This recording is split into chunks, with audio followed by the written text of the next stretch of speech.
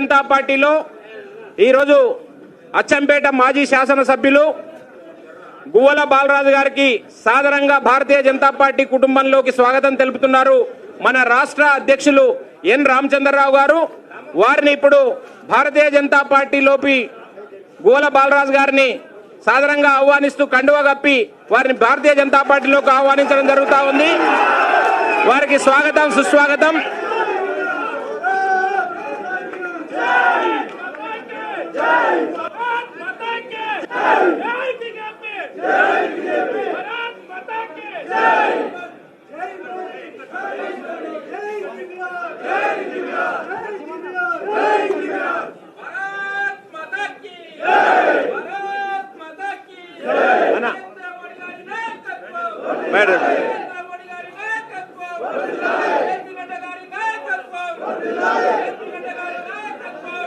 ఆగండి ఆగండి, అందరూ ఆగాలి.